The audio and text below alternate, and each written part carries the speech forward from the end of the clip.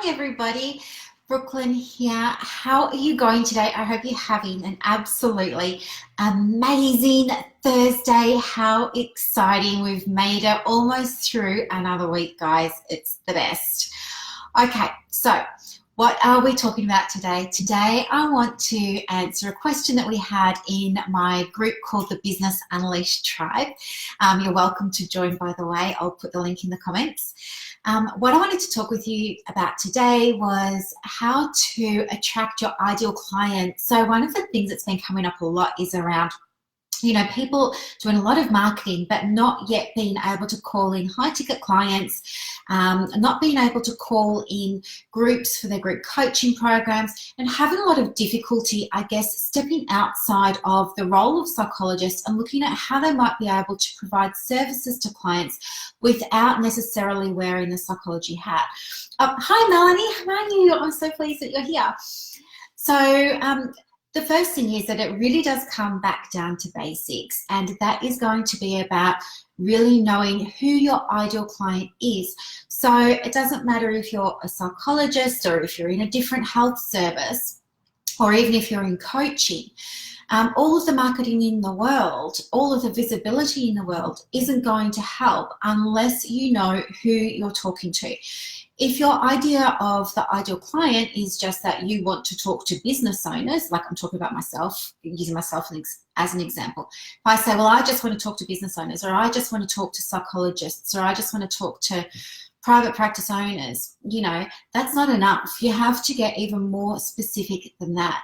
You have to really understand who it is that you're talking to. You have to really think about their story, and that requires you to be able to have empathy and compassion and be able to put yourself in their shoes. Now, speaking to my psychologist clients here, one of the things that you guys do really, really well is empathize with people. So you also are very creative. Psychologists have to be creative because you need to be able to guide your clients down different pathways so that they can find solutions to their own concerns, right? So what you need to do to identify your ideal client is to really take some time for yourself. Maybe you do it in a no-show, maybe you do it in a cancellation, maybe you stay back half an hour or you get in half an hour early, but you have some time just for yourself and you sit down with a pen and paper if you want, or alternatively you can close your eyes and you can meditate on it or do a visualization. But I just want you to really think about who you really want to be working with. What is, let's say what is she like? How old is she? What sort of lifestyle does she lead? What does she do with her spare time? What are her challenges? What are her big goals in life? What does she do really, really well? But what does she struggle with? What's she known for? What are her beautiful strengths? What lights your client up and what defeats her? You really need to understand this, and an easy way to do it as well is to think about, what I do is I thought about a celebrity. And like for me, I thought about Reese Witherspoon. That was a picture that I had in my mind, and I called my client Reese. And then what I was able to do is piece together a story about Reese. And so that's a really simple way that you might be able to do it for yourself. Once you have the story, then what happens is every time you post on Instagram, every time you write your blog, every time you update the SEO on your website, every time you do a post on Facebook or you jump onto a Facebook Live, you're speaking to Reese Witherspoon or whoever your client is, and you do it with that person in mind. Don't be afraid to really niche down, because that's where your client is. And not only is this particular client going to resonate with you, but others who have been in her circle, others who have faced similar issues, are also going to find that the content that you're putting out there is resonating with them. And this is how you start to establish yourself as an authority in a particular area or in a particular field.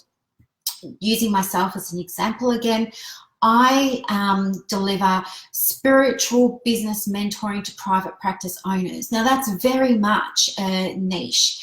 I don't know that there's anybody else doing it. it couldn't be more niche than that. And it's not going to be everybody's cup of tea, and that's fine. I don't need to work with everybody, and I don't want to work with people who aren't into the same stuff that I am.